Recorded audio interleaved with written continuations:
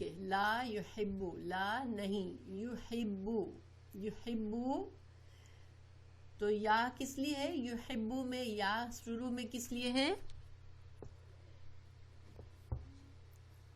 وہ حبو، حبو کا root word کسی کو سمجھ میں آ رہا ہے؟ حبو کا روٹ ورڈ ہم اردو میں بھی کہتے ہیں حب، حب، حب کیا ہوتی ہے؟ ہاں بابا، ہاں، حب محبت، پسند کرنا کسی چیز کو، تو نہیں پسند کرتا، حب نہیں پسند کرتا، اللہ، اللہ، اللہ۔ ایک بات یہاں پر دیکھیں، اللہ نہیں پسند کرتا، اللہ فاعل ہے یہاں پر، ٹھیک ہے؟ تو فاعل کی ایک پہچان کیا ہوتی ہے کہ اس کے آخری حرف پر ضمہ ہوتا ہے، ٹھیک ہے؟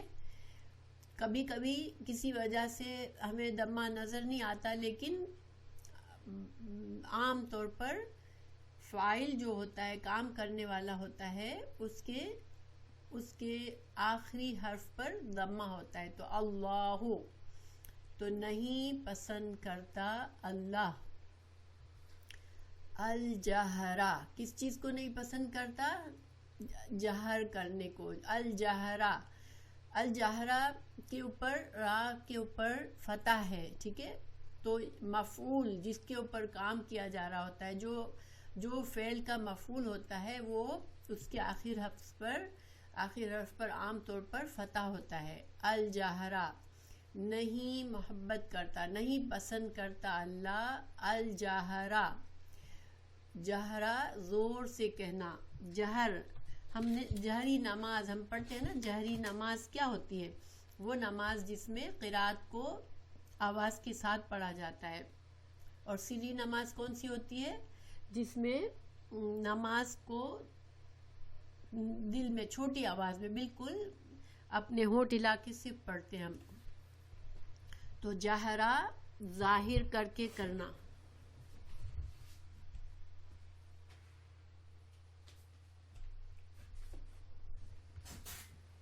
جہرا کھلم کھلا کچھ کام کرنا، جیسے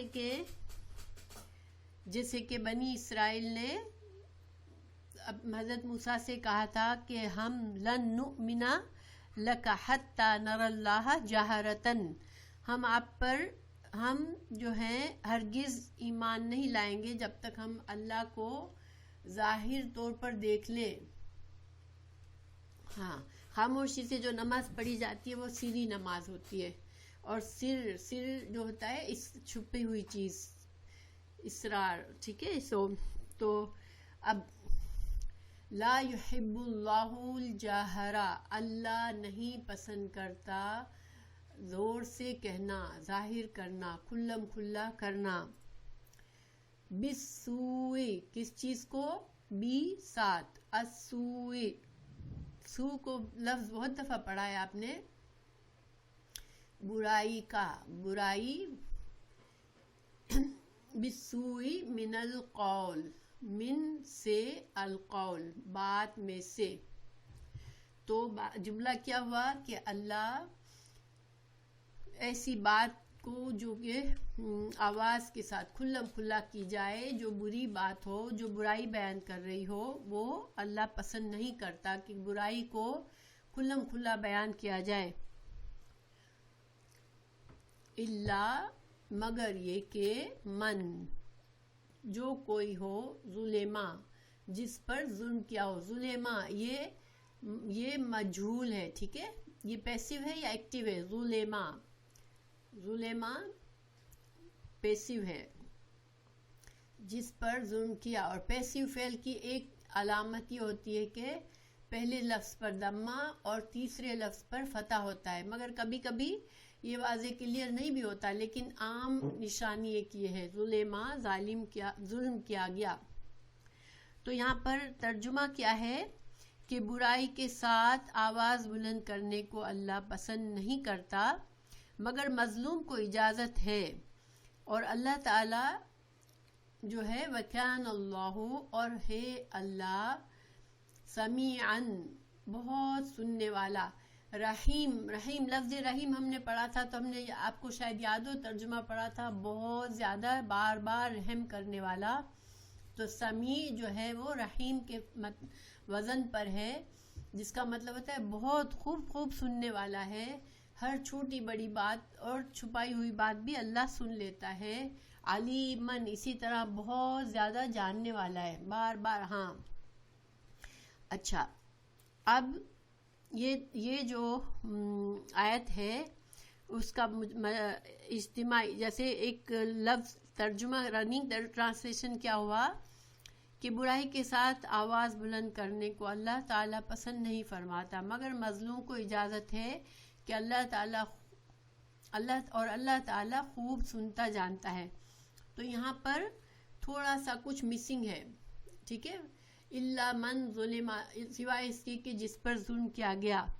تو اس کا اصل یہاں پر کیا تھا؟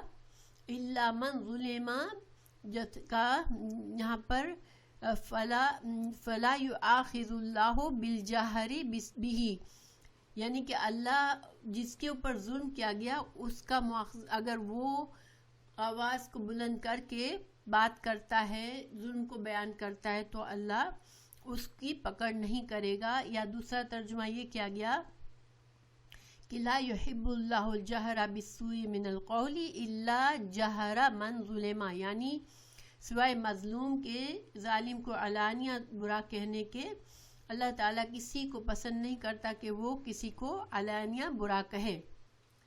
اور پھر آخر میں اللہ سمیع ہے تو مظلوم کے شکوہ کو سننے والا ہے، اور اللہ علیم ہے تو ظلم کو بخوبی ظالم کو جاننے والا ہے.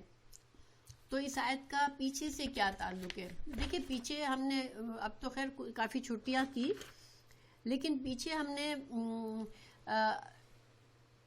سورہ نساء میں ہی منافقین کے بارے میں ہم پڑھ رہے تھے، اور منافقین کے بارے میں اللہ تعالیٰ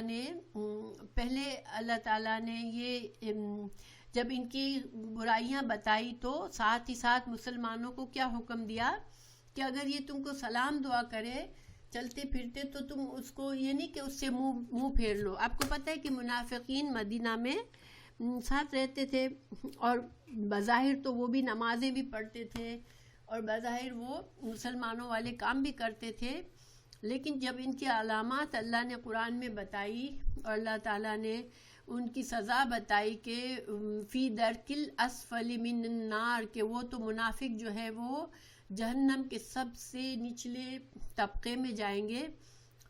تو اب ظاہری بات ہے کہ منافقت کی علامات جب کسی میں نظر آتی تھی تو صحابہ کرام جو تھے وہ کہیں ایسا نہ ہو کہ وہ بالکل کھلم کھلا نفرت کا اظہار کرنے لگے ان سے، کہ چونکہ اللہ تعالیٰ نے فرمایا ہے کہ یہ تو جہنم کے آخری درجے میں ہوں گے، تو کہیں صحابہ کرام بھی ان سے نفرت کا کھلم کھلا اظہار نہ کرنے لگے. کیونکہ آپ کو پتہ ہے کہ رسول اللہ صلی اللہ علیہ وسلم بھی کبھی منافقین کو سزا ڈائریکٹ نہیں دیتے تھے ان کے کرتوتوں پر، اور منافقین کو نہ کبھی ڈائریکٹ کچھ اس طرح سے کہا گیا، بلکہ آپ صلی اللہ علیہ وسلم مجموعی طور پر کہتے تھے کہ یہ لوگوں کا کیا حال ہے جو اس طرح کی برائیاں کرتے ہیں یا اس طرح کے کام کرتے ہیں، یہ کام تو بہت برے ہیں. تو اس طرح سے مطلب انڈائریکٹ وے میں آپ صلی اللہ علیہ وسلم ان کو کائنڈ آف میسیج دے دیتے تھے، تو جو سننے والوں میں جس کو دل پر اثر بات کرے تو وہ اپنا رویہ بدل لے. لیکن مسلمانوں کو یہ طریقہ نہیں بتایا گیا کہ تم کھلم کھلا ان کو تانے دو، یا تم ان کو یہ کہو تم کافر ہو، تم منافق ہو، اور تم تو جہنم کے آخری درجے میں جاؤ گے.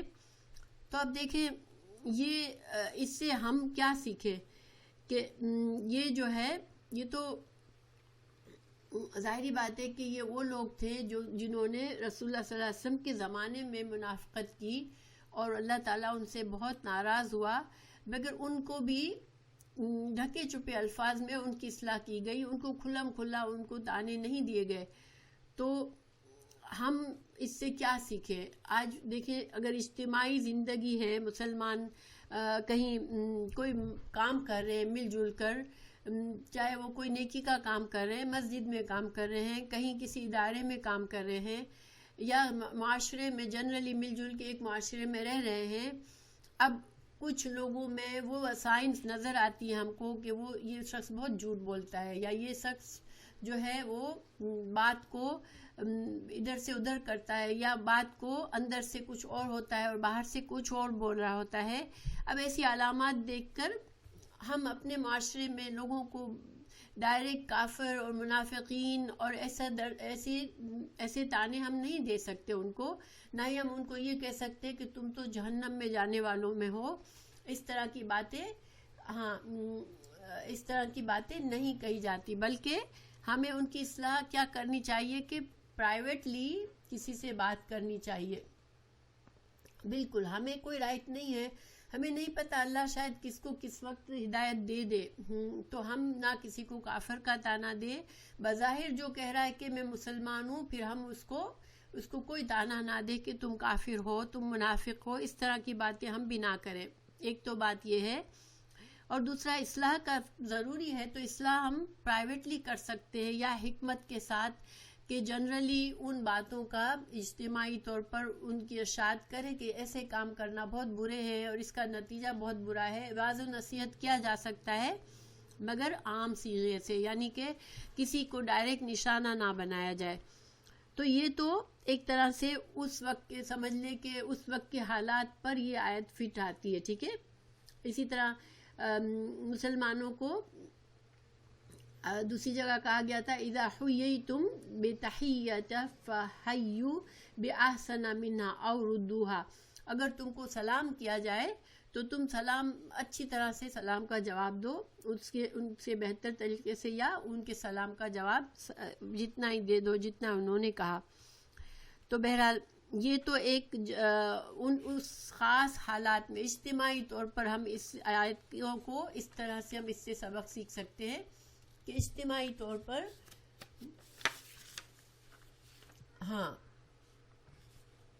بالکل اجتماعی طور پر ہم کس طرح سے برائی کو ہینڈل کریں گے.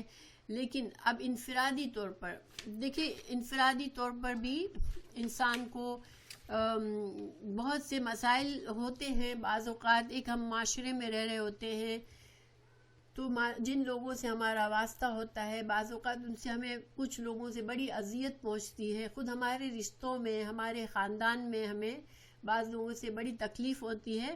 اور ویسے بھی دیکھیں انسان جو ہے، ہر انسان اپنے آپ سے بڑی ہمدردی رکھتا ہے، تو ہمیں یہ سوچتے ہوئے دیر نہیں لگتی کہ میرے ساتھ ظلم ہو رہا ہے. تو ظلم کا درجہ تو اللہ ہی ڈیسائیڈ کرنے والا ہے کہ واقعی میں کتنا ظلم ہے. لیکن ہمیں اگر یہ ہو کہ ہمارے ساتھ کوئی شخص ظلم کر رہا ہے تو پھر انڈیویجولی طور پر کیا حکم ہے. تو انڈیویجولی طور پر ایک تو یہ ہے کہ دیکھیں واقعی میں انسان پر کوئی ظالم انسان سے واسطہ ہے اور وہ ظلم کر رہا ہے، تو اس شخص کو، مظلوم کو کتنی اجازت دی گئی کہ جتنا ظلم ہوا ہے اتنا وہ بات کر سکتا ہے، اتنا وہ آواز بلند کر سکتا ہے کہ وہ ظالم میرے ساتھ یہ ظلم ہوا ہے. ٹھیک ہے. یا پھر وہ ایسی اتھارٹیز کے پاس جائے جو کہ اس کو فائدہ دے سکتی ہے، اس کے سر سے یہ بوجھ، یہ ظالم کا ظلم اس سے ہٹا سکتی ہے. یا پھر ظالم کو اگر حکومت کے پاس جا کے، عدالت میں جا کے دعویٰ کرے تو ظالم کو سزا دلوا سکتا ہے. یہ ساری چیزیں اجازت ہے، لیکن کس حد تک. تو دیکھیں پہلی بات تو یہ ہے کہ اس کی دلیل کہاں ہے کہ ایک انسان انڈیویجولی اگر اس کے ساتھ ظلم ہو رہا ہے تو وہ ظاہر کر سکتا ہے. تو حدیث ہے کہ ایک شخص نے نبی صلی اللہ علیہ وسلم کی خدمت اقدس میں حاضر ہوا اور کہا کہ مجھے میرا پڑوسی ایذا دیتا ہے. وعلیکم السلام ورحمۃ اللہ. جمیلہ. تو آپ صلی اللہ علیہ وسلم نے اس سے فرمایا کہ تم اپنا سامان نکال کر باہر راستے پر رکھ دو. اس نے ایسا ہی کیا. چنانچہ جو بھی گزرتا اس سے پوچھتا وہ پڑوسی کے، اور جب کوئی اس سے پوچھتا بھائی یہ تم نے اپنا سامان کیوں باہر رکھا ہے، تو وہ کہتا کہ میں اپنے پڑوسی کے ظالمانہ رویے سے تنگ آ گیا ہوں، اور میں ایک طرح سے مظاہرہ کر رہا تھا وہ، کہ تاکہ لوگ، ظاہری بات ہے کہ لوگ ایک انیوژول سچویشن دیکھ کے اس سے پوچھتے تھے تو وہ ان کو بتاتا تھا کہ میرا پڑوسی مجھ پر یہ ظلم کر رہا ہے. اب پڑوسی جو ہے وہ پریشان ہوا اور اس نے اس کو کہا کہ بھائی مجھے معاف کر دو اور تم اپنا سامان پھر سے گھر کے اندر لا دو. یہ سنن ابی داؤد کی حدیث ہے. تو گویا کہ اس کو اجازت دی آپ صلی اللہ علیہ وسلم نے، کیونکہ اس کا پڑوسی اس کے اوپر ظلم کرتا تھا تو وہ اس کو بدنام کیا تاکہ وہ ایک طرح سے اس کو ہوش آ جائے اور وہ اپنی اصلاح کر لے. کیونکہ بعض لوگ اتنے ڈھیٹ ہوتے ہیں کہ اگر آپ ان کو سمجھاتے رہو کہ بھائی یہ تمہارا طریقہ غلط ہے لیکن وہ اپنی اصلاح نہیں کرتے، تو ایسے لوگوں کو ایکسپوز کر کے پھر ان کی اصلاح بھی ہو سکتی ہے بعض اوقات. تو یہ ہمیں حدیث ملتی ہے. اور دوسری ہمیں سورہ ممتحنہ میں ہے، میں بھول گئی، جس میں ایک عورت آپ صلی اللہ علیہ وسلم کے پاس آئی اور اس نے اپنے شوہر کی شکایت کی کہ میرے شوہر نے مجھ سے زہار کر لیا ہے، اب میں کیا کروں؟ تو آپ صلی اللہ علیہ وسلم نے اس کو فرمایا کہ نہیں، آپ صلی اللہ علیہ وسلم ابھی اس کو جواب نہیں دے پائے تھے، لیکن اللہ تعالیٰ نے آیات نازل فرما دی کہ اللہ نے اس عورت کی مجادلہ، جزاک اللہ خیر، اللہ نے اس عورت کی شکایت کو سن لیا جو اپنے شوہر کی بارے میں آپ سے بحث کر رہی تھی اور اللہ تعالیٰ سے شکایت کر رہی تھی. تو گویا مظلوم کو حق ہے کہ وہ شکایت کرے. اب سوال یہ پیدا ہوتا ہے کہ ہم جسے ہم اپنے اوپر رکھیں، ٹھیک ہے، ہم انڈیویجولی اگر ہم کو اپنے شوہر کے ساتھ یا اپنے بھائی بہن میں کسی کے ساتھ یا اپنے سسرال کے کسی رشتے میں اگر کسی کو یہ پرابلم ہے کہ کوئی ان کے ساتھ زیادتی کر رہا ہے تو ہم کو کیا رویہ کرنا چاہیے. تو یہ جو ہے دیکھیں، اگر انسان یہ عادت بنا لے کہ مجھ پر تو ظلم ہو رہا ہے اور ہر کسی سے جا کے کہتا رہے، غیبت کرتا رہے، تو وہ چانس یہ ہے کہ ہم کہیں ظالم نہ بن جائے. اس لیے کہ اللہ تعالیٰ ہی جانتا ہے بیلنس کہ کس حد تک صحیح ہے بات کرنا اور کس حد تک نہیں. تو اگر انسان اس طرح سے اگر ہر کسی سے کہتا پھرے گا، شکایت کرتا رہے گا، تو ہو سکتا ہے کہ وہ خود گناہ کما لے اور جس نے واقعی میں جو ظالم ہے وہ اس کے ظلم سے اس کا گناہ زیادہ بڑھ جائے. تو اس میں احتیاط ضروری ہے، ٹھیک ہے. تو یہ آیت نمبر 150 میں ہے، 148 میں ہمیں معلوم ہوا کہ ہمیں، اور پھر اس کا دوسرا معنی ہے کہ اعلانیہ طور پر برے کام کرنا، ٹھیک ہے، یہ بھی لیا جا سکتا ہے. اس کا مطلب کہ ویسے ہی برے کام تو برے ہوتے ہیں اور اس کو اسلام نے پسند نہیں کیا. جو شریعت میں جن کو گناہ سمجھا گیا، کھلی بے حیائی، برے کام، کسی کو لعن طعن کرنا، بد زبانی کرنا. ایک انسان جب منہ کھولتا ہے بد زبانی کرتا ہے، گالی گلوچ کرتا ہے، تو اگر یہ طریقہ تو ویسے بھی صحیح نہیں ہے. تو اس طرح کے کھلے برائی جو ہے، چھپ کر برائی کرنا بھی برا ہے، لیکن برائی کے کام جیسے اگر کوئی زنا کر رہا ہے تو اب وہ کھلم کھلا اپنے آپس میں اظہار محبت ہو رہا ہے، کھلم کھلا ایک دوسرے سے افیکشن شو کیا جا رہا ہے، تو یہ اس طرح کے کام کا زیادہ عذاب ہے. کیوں کہ ایک تو برائی کی، اوپر سے برائی کو عام کیا، برائی کا اشتہار کیا، تو یہ بھی اس میں آ جاتا ہے کہ انسان برائی جو ہے وہ کھلم کھلا کرنا اس کا زیادہ سزا ہے بجائے اس کے کہ انسان چھپ کر رہا ہے. ویسے تو برائی ہے اور انسان کو گناہ کر کے اللہ سے توبہ کرنا ضروری ہے، ٹھیک ہے. تو یہ آیت نمبر 148 ہے. 149 کا اسی سے تعلق ہے. 148 میں چونکہ اجازت دی گئی کہ اگر ظالم ہے انسان، کوئی مظلوم ہے انسان، تو وہ منہ کھول سکتا ہے، کھل کر بات کر سکتا ہے. لیکن اس کے لیے بھی بہتر کیا ہوگا کہ ایسی جگہ پہ بات کرے، ایسی جگہ پہ شکایت کرے کہ اس کو کچھ فائدہ ہو، اس کا ظلم کم کیا جائے، لیکن صرف غیبت نہ کرتا پھرے اور حد سے زیادہ نہ بڑھ جائے اس معاملے میں. اب آگے اللہ تعالیٰ نے فرما دیا کان اللہ سمیعا علیما. تو چونکہ انسان ایک تسلی بھی اس میں ہے کہ انسان جو ہے ہمیشہ اللہ پر بھروسہ کرے کہ اللہ ظالم کا ظلم بھی دیکھ رہا ہے اور اللہ تعالیٰ مظلوم کی بات بھی سن رہا ہے. تو سب سے بہتر طریقہ یہ ہوتا ہے کہ انسان اللہ سے شکایت کرے. ٹھیک ہے. تو آیت نمبر 149. ان تبدو، ان اگر، تبدو تم ظاہر کرو، بدا سے ہے تم ظاہر کرو، خیرن نیکی کو، ہاں بالکل نیکی کو ظاہر کرو، او تخفوہ یا تم چھپاؤ اس کو، خفی، خفیا چھپانا، ہو جو ہے کس طرف جا رہا ہے، ہو کی ضمیر کا اشارہ کس طرف ہے. میں نے آپ کو بتایا کہ ضمیر جب ہوتی ہے تو اس کا اشارہ پیچھے کسی کی طرف ہوتا ہے. آپ لوگوں کو یہاں سمجھ آ رہی ہے کہ ہو ضمیر کا اشارہ کس کی طرف ہے؟ تخفوہ، ہاں خیرن کی طرف. ماشاءاللہ نسرین، خیرن کی طرف جا رہا ہے اس کا اشارہ کہ تم اگر خیر کو ظاہر کرو یا چھپا کے کرو. کوئی نیکی کا کام ہے، صدقہ خیرات ہے، اچھی بات، اچھے کام ہے، اب وہ تم اگر کر رہے ہو تو اس کو لوگوں کے سامنے کرو یا لوگوں سے چھپ کر کرو. او تعفو یا تم معاف کر دو، ان برائی کو، ان سے، سوئن برائی سے. اب تین چیزوں یہاں پہ اس آیت میں تین چیزیں ہیں، یا تم نیکی کے کام کو کھل کر کرو، ظاہر کر دو، یا تم چھپا کے کرو. اور دوسرا ایک کام کیا ہے کہ اگر تمہارے ساتھ برائی ہوئی ہے یا تم نے کوئی برائی دیکھی ہے تو اس سے تم درگزر کرو. تو فَإِنَّ اللَّهَ، تو بے شک اللہ تعالیٰ، کانا ہے، عفواً معاف کرنے والا، قدیراً قدیر قدرت رکھنے والا ہے. تو اس کا ترجمہ کیا ہوا اس آیت کا؟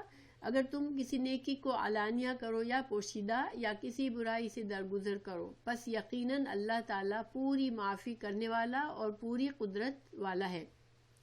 تو یہاں پر اس کا پیچھے سے ہی تعلق ہے.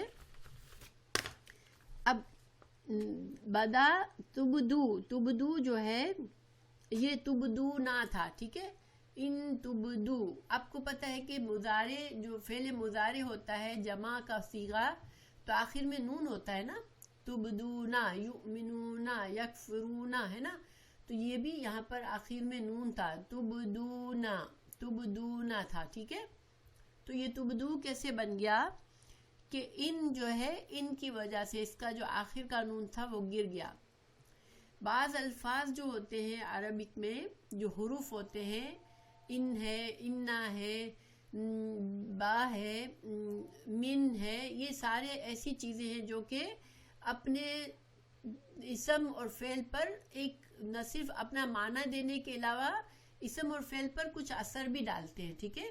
اور ان کے اثر سے جو ہے اسم اور فعل کے ترجمے پر بھی فرق آتا ہے. اس کے اندر کچھ نہ کچھ ترجمے کے اندر کچھ جیسے زیادہ میننگ آ جاتی ہے. تو یہاں پر ان کی وجہ سے، اور ان جو ہے جب آتا ہے فعل مضارع کے پہلے تو نون گر جاتا ہے اس کا، یہ ایک نشانی ہوتی ہے.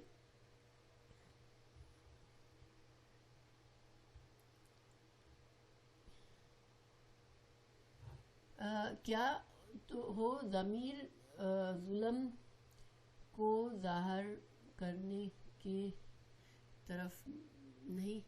میں نہیں سمجھی. ان تبدو ضمیر جو ہے نا یہاں پر، ضمیر اس میں فاعل، ایک تو اس میں فاعل کی ضمیر ہے اور فاعل جو ہے اس میں مخاطب ہے. تبدو، اگر تم لوگ، تم مسلمانوں، ہم سے خطاب ہے. پتہ نہیں آپ یہی پوچھ رہی ہیں. تو ضمیر یہاں پر واو سے ظاہر ہو رہی ہے اور کہ یہ جمع کی ضمیر ہے. ٹھیک ہے. تبدو، اور تا سے ہمیں پتہ چلتا ہے کہ مخاطب جس سے بات کیا جا رہا ہے، کلام ہو رہا ہے، اور یہ کلام مسلمانوں سے ہو رہا ہے. ان تبدو، اگر تم ظاہر کرو، خیرن نیکی کے کام کو. اور دیکھیے خیرن یہاں پر فتح ہے تو یہ مفعول ہے، ٹھیک ہے. اگر تم نیکی کے کام کو ظاہر کرو. اور تعفو، عفو جو ہے یہ ان جو ہے نا شرط کے لیے آتا ہے، ٹھیک ہے. اگر اسی لیے تو اگر کہا جاتا ہے نا، اگر تم یہ کرو یا وہ کرو تو تمہیں کیا، یہاں پر اس کا تعلق کس سے ہوتا ہے؟ فَإِنَّ اللَّهَ كَانَ عَفُوًّا غَفُورًا، تو اللہ جو ہے وہ تمہارے ساتھ درگزر معافی کرنے والا ہے. تو بہرحال اب یہاں پر دیکھیں، یہاں پر کیا باتیں ہمیں پتہ چلتی ہے کہ پہلی بات، نیکی کو اعلانیہ کرنا. اگر انسان کوئی نیک کام کر رہا ہے، صدقہ دے رہا ہے، کوئی اور خیر کا کام کر رہا ہے، کوئی مسجد بنا رہا ہے، کوئی ہاسپٹل بنا رہا ہے لوگوں کے فائدے کے لیے، کوئی تعلیمی ادارہ بنا رہا ہے، یعنی کسی طرح سے ہم صدقہ کر رہے ہیں، کسی نیک خیر کام میں اپنا حصہ ڈال رہے ہیں، تو لوگوں کو ظاہر کر کے کرنا. تو اب اس کی بھی اجازت ہے کہ لوگوں کو ہم ظاہر کر کے کر سکتے، لیکن اس میں کیا ہے، خیال کیا رکھنے کا ہے کہ ریاکاری مقصد نہ ہو. ہماری نیت جو ہے کیا ہو کہ اگر مجھے نیکی کا کام کرتے ہوئے لوگ دیکھیں گے تو وہ بھی نیکی کا کام میں ان کا دل لگے گا، وہ بھی، میں صدقہ دے رہا ہوں تو شاید کوئی اور بھی کسی اور کو ترغیب ہوگی اور وہ بھی دے گا. اگر یہ مقصد ہے تو پھر ظاہر کرنا اچھا ہے، لیکن اگر ہمیں خوف ہے کہ ہمارے اندر ریاکاری آ جائے گی تو بہتر ہے کہ ہم چھپا کر کریں، ٹھیک ہے. تو چھپا کر انسان کرتا ہے نیکی تو اس میں ایک فائدہ یہ ہوتا ہے کہ اس کو پتہ ہوتا ہے اس کی نیت 100% پھر اللہ ہی کے لیے ہوتی ہے. وہ صدقہ کر رہا ہے، کچھ بھی کر رہا ہے تو چھپا کے کر رہا ہے. اور یہ ہو کی ضمیر کہاں جا رہی ہے؟ ان تخفوہ خیرن کی طرح. تو نیکی کو چھپا کے کرو تو بھی اچھا ہے. لیکن یہ جو ہے او تعفو عن سوء، اس کا تعلق پچھلی آیت سے ہے، ٹھیک ہے. اس کا اسپیشلی خاص تعلق پیچھے سے ہے. دیکھیں پیچھے اللہ تعالیٰ نے مظلوم کو اجازت دی کہ وہ ظالم کو ایکسپوز کر سکتا ہے، ظالم کے بارے میں کھلم کھلا اس کے ظلم کو لوگوں کو بیان کر سکتا ہے. تو اب یہاں پر اس سے ایک بہتر بات کہہ دی گئی کہ اگر تم اس کو چھپا دو، معاف کر دو، تو پھر انسوئن تمہارے ساتھ کچھ زیادتی ہو گئی لیکن تم نے اس سے عفو درگزر کر لیا تو کیوں، تو کیا فائدہ ہوگا؟ پس ان اللہ، بے شک اللہ تعالیٰ کانا ہے عفواً، معاف کرنے والا، قدیراً، چونکہ اللہ تو بہت بڑا ہے اور وہ بندوں کو ہر طرح سے سزا دے سکتا ہے، لیکن اللہ بھی تو تم کو معاف کرتا رہتا ہے نا. اللہ بھی تو فوراً نہیں پکڑتا، تمہارے گناہوں سے درگزر کرتا رہتا ہے. تو اگر تم بھی یہ طریقہ اپناؤ تو یہ ایک عظیمت ہے، یہ ایک بلندی کا مرتبہ ہے. وہاں پر رخصت تھی کہ تم کر سکتے ہو، لیکن یہاں پر تم کو ایک اعلیٰ درجے کا حکم دیا گیا کہ اگر تم برداشت کر سکتے ہو، عفو اور درگزر معاف کر سکتے ہو اور اس کا چرچا نہیں کرتے ہو، تو یہ اللہ تعالیٰ جو ہے وہ بہت زیادہ تم کو بھی تو معاف کرتا رہتا ہے. اب اس کو ذرا سمجھنے کی ضرورت ہے. دیکھیں اللہ تعالیٰ نے سورہ شورا میں فرمایا کہ جزاء سیئۃ سیئۃ مثلھا، کہ برائی کا بدلہ اس برائی کے برابر اجازت ہے، ٹھیک ہے. کسی نے آپ کے ساتھ کوئی برائی کی، آپ نے اسی درجے کی برائی اس کے ساتھ کر لی تو اس میں آپ کو اجازت ہے. فمن عفا، مگر جس نے معاف کر دیا، عفو کر دیا، درگزر کر لی، او اصلح، اور جس نے اصلاح کر لی، تو پھر کیا ہے؟ اللہ کے ذمے اس کا اجر ہے. اللہ تعالیٰ اس کو ضرور اجر دے گا اس کے معاف کرنے کا، اس کے اصلاح کرنے کا. برائی کی اصلاح تو کی مگر اس سے عفو درگزر کر لیا اور اس کو معاف کر دیا.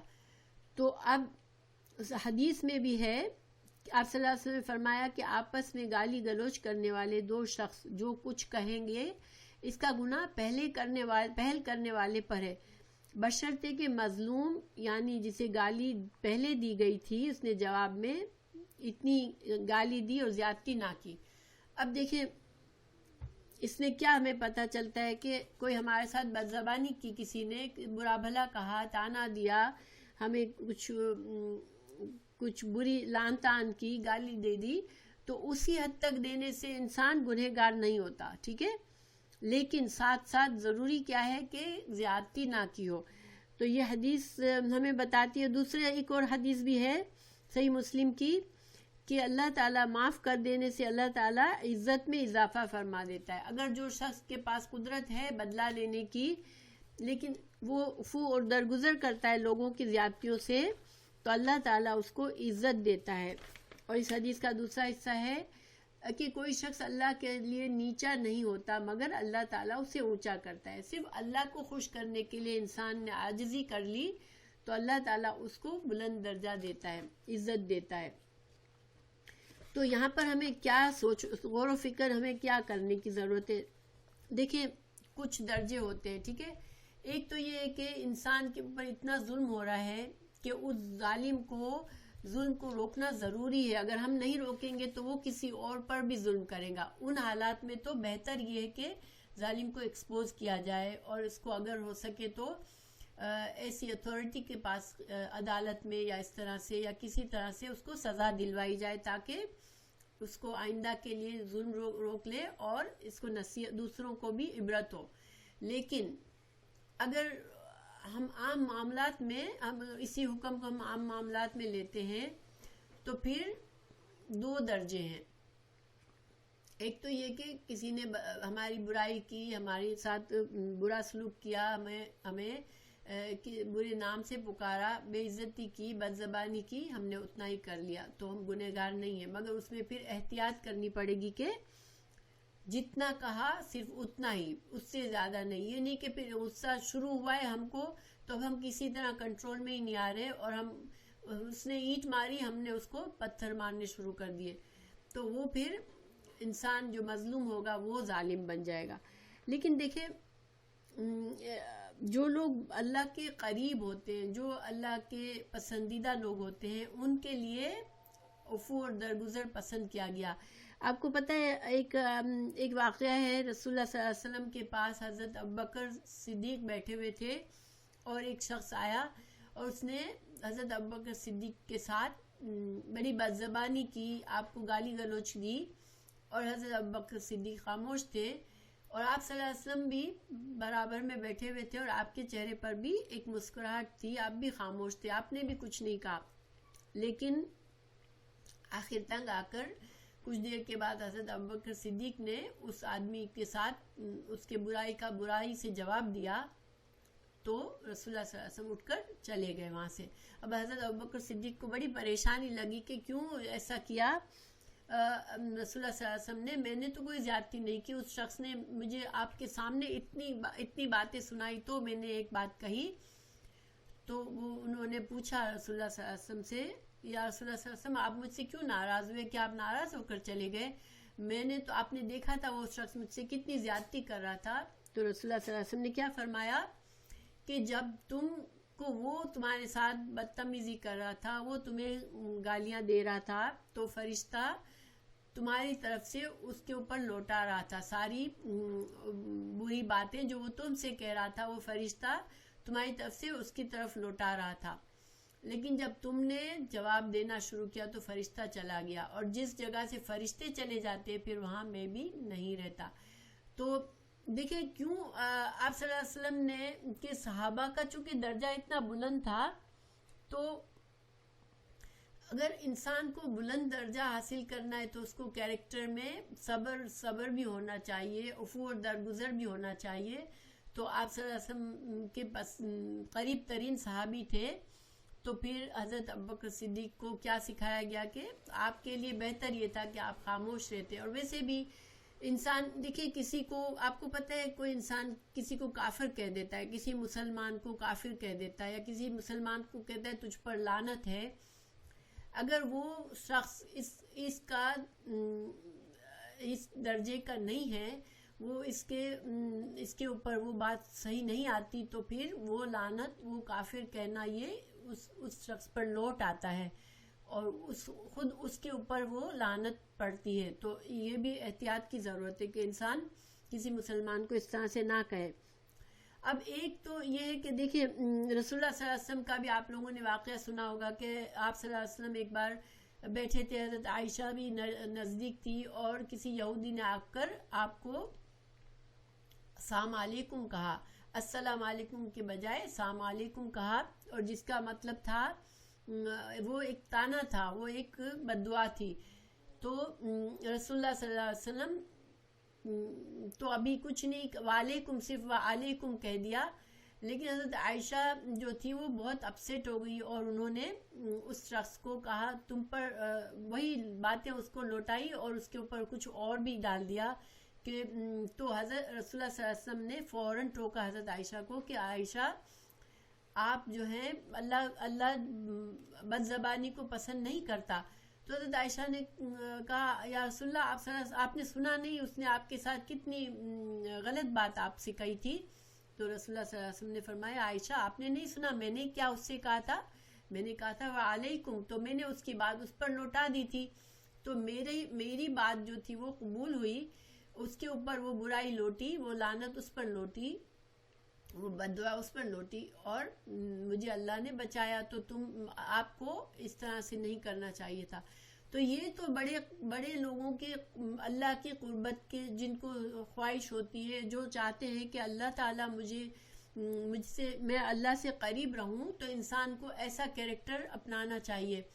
اب جیسے انسان ایک خدمت خلق کر رہا ہے، کوئی تعلیم دے رہا ہے لوگوں کو، کوئی واعظ و نصیحت کر رہا ہے، کوئی لوگوں کی خیر اور بھلائی کے کاموں میں لگا ہوا ہے. آپ کو پتہ ہے کہ آج کل لوگ ایسے لوگوں کو بھی نہیں چھوڑتے، وہ ان پر مسلسل ان پر طعنے دیتے ہیں، ان کے بارے میں غلط الزامات ان کو عام کرتے ہیں. اب ایک انسان اگر اللہ پر بھروسہ کرتا ہے تو وہ عفو درگزر کرے، ہر بد زبان کو جواب دینے کی کوشش نہ کرے، ٹھیک ہے. تو یہ بلندی اور عظیمت کے درجے ہیں. لیکن ایک معاملہ ہے کہ ہمارے آپس کے معاملات دیکھیں، اب شوہر اور بیوی کا تعلق ہے، بہن بھائیوں کا تعلق ہے، بھائیوں کا بھائیوں سے تعلق ہے، سسرالی رشتے ہیں. اب ایسے میں بھی ہمیشہ معاملہ بیلنس نہیں ہوتا ہے، ٹھیک ہے، کوئی کسی کے ساتھ زیادتی کرتا رہتا ہے. تو اب ایسے میں ہمیں کیا کرنا چاہیے؟ تو ایسے میں پھر انسان اگر حکمت سے کام لے اور اس انسان کے ساتھ اللہ سے اجر کی توفیق کر کے اس انسان کی برائی کو سہ لے اور اپنی طرف سے اس کے ساتھ اچھا معاملہ کرے، تو یہ اس سے رشتے اچھے رہتے ہیں. دیکھیں اگر انسان مسلسل آپس میں نوک جھوک چلتی رہے، شوہر اور بیوی کی، یا بھائیوں کی آپس میں، یا بہن بھائیوں کی، یا سسرال میں ساس اور بہو کی، یا نند اور ساس کی، اب مسلسل ایک دوسرے کو انسان اگر جواب دیتا رہے گا، اس نے مجھ سے برائی کی اب میں اس سے کروں گی، اس نے کی اس سے، تو وہ گھر پھر کبھی سکون نہیں رہے گا، اس گھر میں اس معاشرے میں کبھی سکون نہیں رہے گا، اس خاندان میں ہمیشہ توڑ پھوڑ رہے گی. اور اللہ تعالیٰ پسند فرماتے ہیں کہ انسان رشتوں کو جوڑے. تو ایسے میں انسان اگر صبر سے کام لے، اب اس کی غیبت بھی کرتے ہیں، ادھر ادھر جا کے بتاتے رہتے ہیں، تو پھر ہم گنہگار ہوتے ہیں.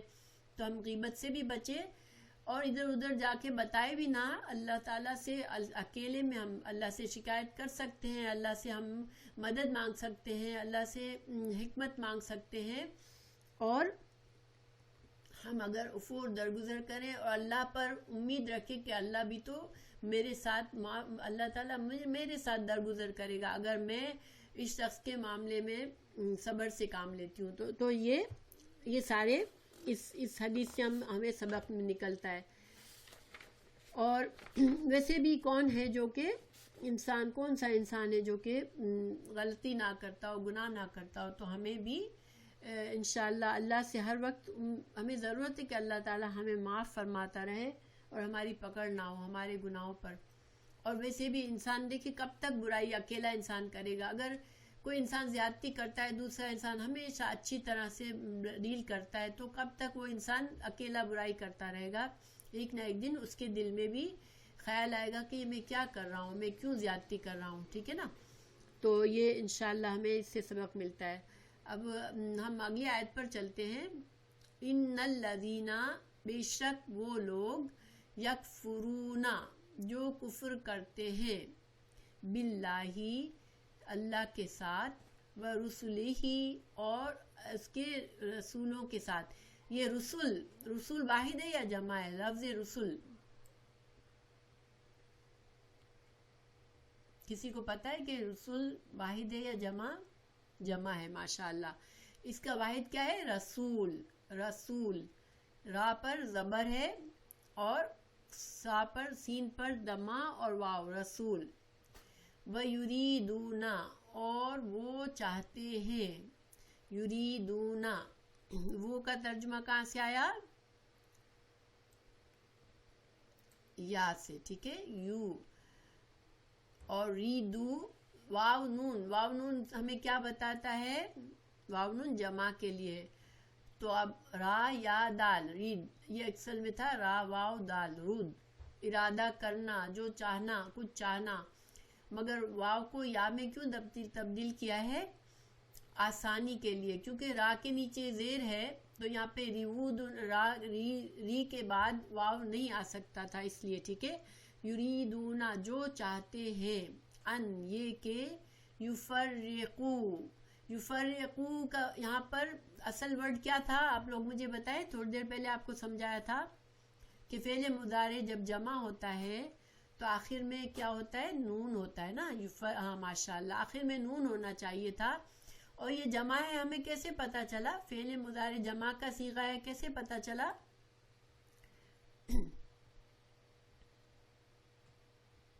واو سے. ٹھیک ہے. نہیں یہ واو ہے نا.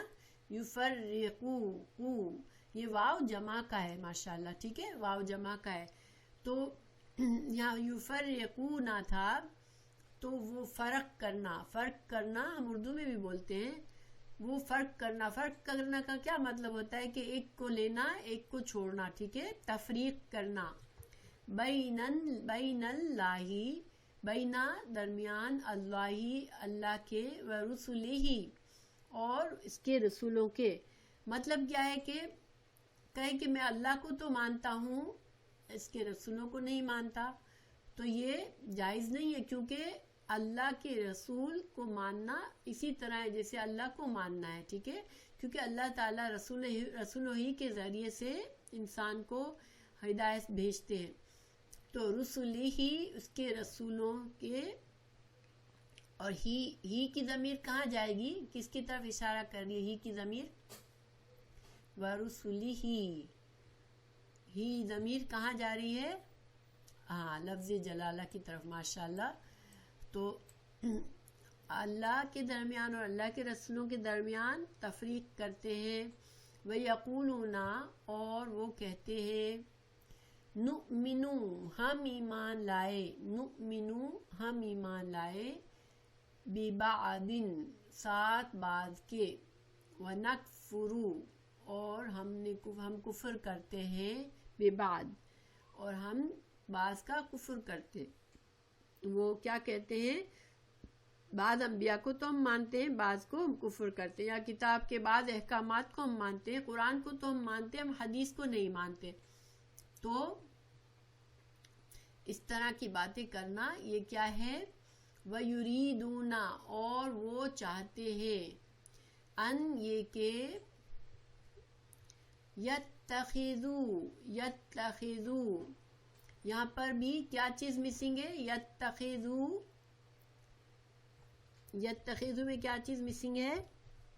نون. ماشاءاللہ. یتخذونا تھا یہ نون کیوں گر گیا؟ اس ان کی وجہ سے. ٹھیک ہے. ان کی وجہ سے. اور وہ چاہتے ہیں کہ بنا لے بینا درمیان ذالکا اس کے سبیلا کوئی راستہ. تو یہاں پر اللہ تعالیٰ کیا خصوصیت بتا رہے ہیں؟ جو لوگ اللہ کے ساتھ اس کے پیغمبروں کے ساتھ کفر کرتے ہیں اور جو لوگ یہ چاہتے ہیں کہ اللہ اور اس کے رسولوں کے درمیان فرق رکھیں اور جو لوگ کہتے ہیں کہ بعض نبیوں پر تو ہمارا ایمان ہے اور بعض پر نہیں ہے، تو ان کا اصل میں وہ کیا چاہتے ہوتے ہیں؟ وہ اللہ کا دین کو چاہتے ہی نہیں ہے. وہ اللہ کے ہدایت والے راستے کو نہیں چاہتے. وہ کیا چاہتے ہیں؟ وہ ایک اپنا راستہ خود بنانا چاہتے ہیں. ٹھیک ہے, ہدایت کے وہ ہدایت یعنی کہ اللہ کا انکار نہیں کر رہے ہیں, تو گویا یہ سمجھتے ہیں کہ ہم تو اللہ کے ماننے والے ہیں, لیکن وہ اللہ کے راستے پر نہیں ہیں.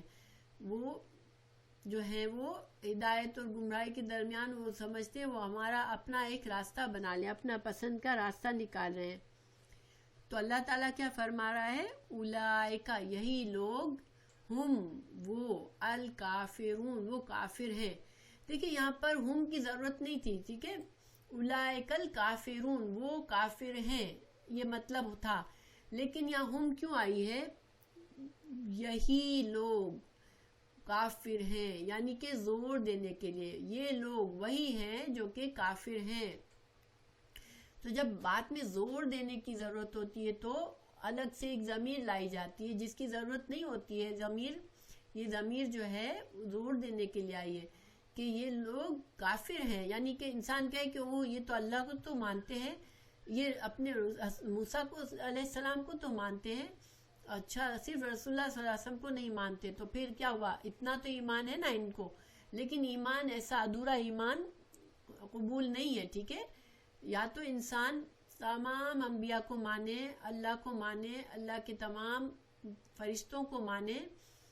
ایمان مفصل آپ کو پتہ ہے نا, آمنا باللہ و رسولہ و ملائکتہ و رسولہ و جبریل والکتاب, یعنی کہ تمام چیزوں پر اگر جو بھی ایمان کے اجزاء ہیں ان سب پر ایمان لانا ضروری ہے.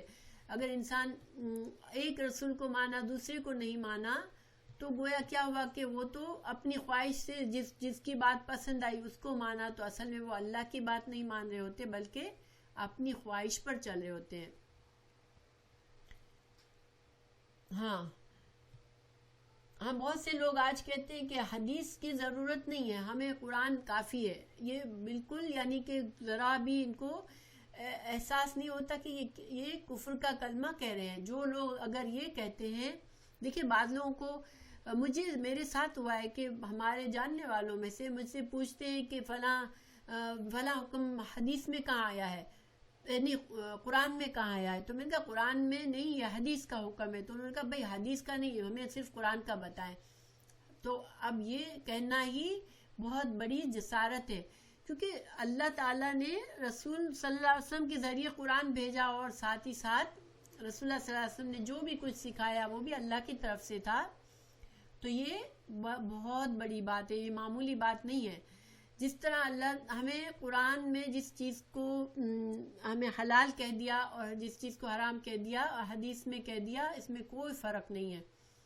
تو گستاخی نہیں, یہ تو کفر کا کلمہ ہے. اگر انسان حدیث کو ماننے سے انکار کرتا ہے تو کیا بات ہوئی کہ رسول اللہ صلی اللہ علیہ وسلم کی بات کو نہیں مان رہا اور رسول کو نہیں مان رہا اگر, تو پھر وہ اللہ تعالیٰ دیکھیں کیا کہہ رہے ہیں, اولئک هم الکافرون. اللہ تعالیٰ زور دے کے بات کہہ رہے ہیں کہ یہ کافر ہیں.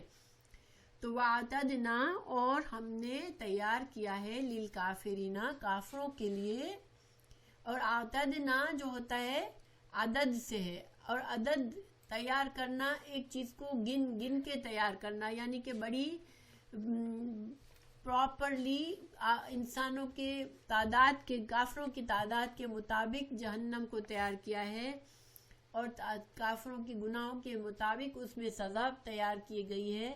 تو اعتدنا کا مطلب ہوتا ہے ایک چیز کو بڑے پریسائزلی تیار کیا گیا ہے, گن کے تیار کیا گیا ہے. تو اللہ تعالیٰ نے تیاری کی ہے بہت اہتمام کے ساتھ, کس کے لیے, کافروں کے لیے, عذاب مہینہ, عذاب مہینہ رسوا کرنے والا. کیونکہ رسوا کرنے والا عذاب کیوں ہے ان کے لیے, کیونکہ وہ اپنے آپ کو بڑا سمجھتے ہیں. ظاہری بات ہے, اگر جو انسان اتنی جسارت کر سکتا ہے کہ میں فلاں رسول کو مانتا ہوں, فلاں کو نہیں مانتا, میں قرآن کو مانتا ہوں, میں حدیث کو نہیں مانتا, تو وہ ایک بہت بڑا تکبر ہے. اللہ کے احکامات کے مقابلے میں جو انسان تکبر کرتا ہے اس کے لیے رسوا کرنے والا عذاب ہے. اس کو اللہ بہت چھوٹا کرے گا, اس کو ایسا عذاب دے گا کہ جس میں صرف عذاب ہی نہیں بلکہ رسوائی بھی ہوگی. پھر جب اللہ تعالیٰ کا یہ طریقہ ہے کہ جب کبھی بھی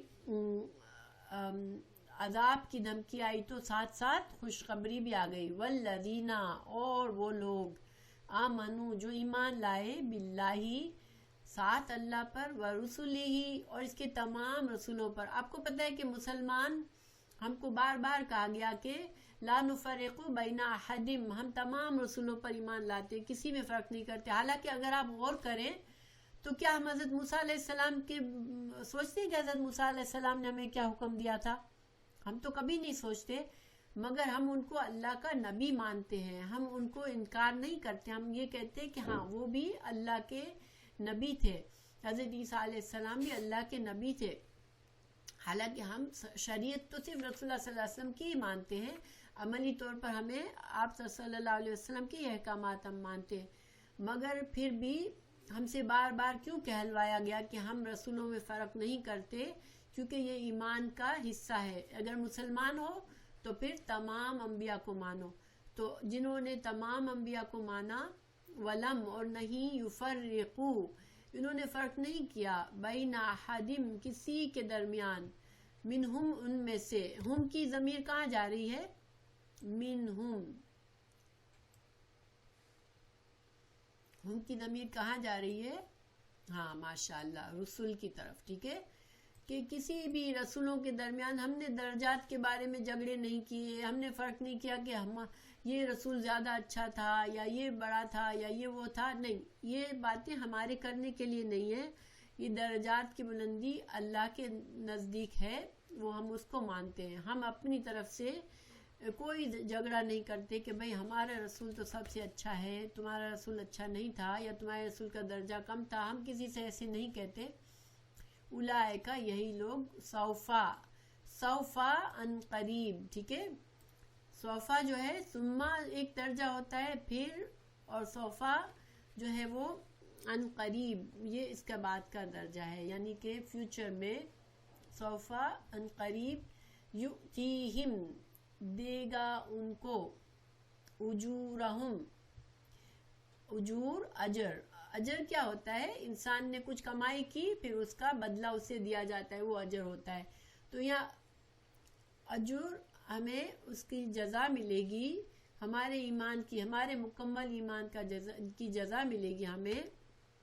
وَكَانَ اللَّهُ، اور ہے اللہ تعالیٰ، غفور الرحیم، بخشنے والا اور رحیم. تو اس آیت کو ذرا سا تفصیل میں سمجھتے ہیں. حضرت ابن عباس رضی اللہ عنہ فرماتے ہیں کہ یہ آیت کعب بن اشرف اور اس کے ساتھیوں کے بارے میں نازل ہوئی. کعب بن اشرف ایک یہودی تھا. ٹھیک ہے، حافظ ابن کثیر اور شوکانی وغیرہ ہما کا خیال ہے کہ اس آیت میں اہل کفر سے مراد یہود اور نصارہ ہے. یہاں پر چونکہ اللہ نے کہا کہ یہ کافر ہیں پکے، تو دیکھیں جو کافر تھے، جو مشرک تھے، وہ تو کسی نبی کو نہیں مانتے تھے. ٹھیک ہے، تو ان کے لیے یہ آیت نہیں ہے. یہ آیت کس کے لیے ہے؟ یہود اور نصارہ کے لیے. کیونکہ یہودیوں نے کس کا انکار کیا تھا؟ یہودیوں نے حضرت عیسیٰ کا بھی انکار کیا، اس کو بھی نہیں مانا، اور رسول اللہ صلی اللہ علیہ وسلم کو بھی نہیں مانا. ٹھیک ہے، اور جو نصارہ تھے انہوں نے حضرت عیسیٰ علیہ السلام کو مان لیا، لیکن رسول اللہ صلی اللہ علیہ وسلم کو نہیں مانا. تو اس وجہ سے یہ آیت اصل میں یہود اور نصارہ کے لیے ہے. انہوں نے حسد اور بغض کی بنا پر آپ صلی اللہ علیہ وسلم کی ساری پہچان، ساری سائنز نظر آ گئی ان کو، ساری ان کے پاس ثبوت آ گئے، اس کے بعد انکار کیا، تو ان کے لیے یہ اللہ تعالیٰ نے فرمایا. پھر جب یہ فرمایا اللہ نے کہ یہ یریدون ان یتخذوا بین ذالک، ایسے لوگ درمیان کا راستہ چاہتے ہیں، تو اس کا کیا مطلب ہے؟ کہ سب کو ماننا ایمان ہے، کسی ایک کا انکار جو ہے وہ کفر ہے. تو یہودیت اور نصرانیت اللہ نے نہیں بنائی تھی. ٹھیک ہے، اللہ نے نہیں کہا تھا کہ اچھا 3 ریلیجن ہے، ایک موسیٰ علیہ السلام کے لوگوں کا، ایک عیسیٰ علیہ السلام کا، ایک رسول اللہ صلی اللہ علیہ وسلم کا. بہت سے مسلمان بھی آج یہ سمجھتے ہیں کہ یہ ساری اتنے سارے ریلیجن ہیں، تو یہ ایک مطلب اٹس اوکے، سب ریلیجن ہے، سب لوگ اپنے اپنے ریلیجن کو مانتے ہیں. نہیں، ریلیجن اللہ کا تو ریلیجن ایک ہی ہے. یہودیت اور نصرانیت کا نام انہوں نے اپنے لیے خود چوز کیا، اور حقیقت تو یہ ہوتی ہے کہ اگر انسان ایک رسول کو مانتا ہے دوسرے کو نہیں مانتا، اس کا مطلب کیا ہوا کہ وہ صرف اپنی خواہش پر چل رہا ہے، وہ اللہ کی بات نہیں مان رہا، کیونکہ اللہ کی بات ماننے والا تو اللہ کے تمام انبیاء کو مانتا ہے۔ اور یہی بات مسلمانوں پر بھی فٹ آ سکتی ہے آیت، اگر کب فٹ آ سکتی ہے؟ جب وہ حدیث کا انکار کرے اور قرآن کو مانے، ٹھیک ہے؟ تو اللہ تعالی ہمیں اس سے محفوظ رکھے۔ پھر جو آیت یہاں پر ہے کہ جو لوگ تمام انبیاء کو مانتے ہیں اس میں فرق نہیں کرتے، یہ اصل میں امت مسلمہ کی صفت بیان کی گئی ہے۔ اور وہ لوگ اللہ تعالیٰ کی نازل کردہ ہر کتاب اور نبی مرسل پر ایمان رکھتے ہیں، اسی لیے اللہ نے ان سے وعدہ کیا ہے کہ انہیں ان کا پورا بدلہ دے گا، اور ان سے اگر کوئی تقصیر ہوئی تو اسے معاف کر دے گا۔ یہ جو اللہ تعالیٰ نے یہاں فرمایا نا، اللہ تعالیٰ غفور رحیمہ ہے، تو یہاں پر غفور اور رحیم کی صفت کیوں لائی گئی ہے؟ کہ اگر انسان تمام انبیاء کو مانتا ہے اور اپنی پوری کوشش سے دین پر چلتا ہے، اب اس سے کوئی غلطی ہو جاتی ہے، کوئی گناہ ہو جاتا ہے، چھوٹی موٹی باتیں ہو جاتی ہیں، تو اللہ تعالیٰ جو کہ اس کا عقیدہ اس نے صحیح رکھا ہے، تو اللہ پھر اسے بخش دے گا، اللہ اس پر رحم کرے گا۔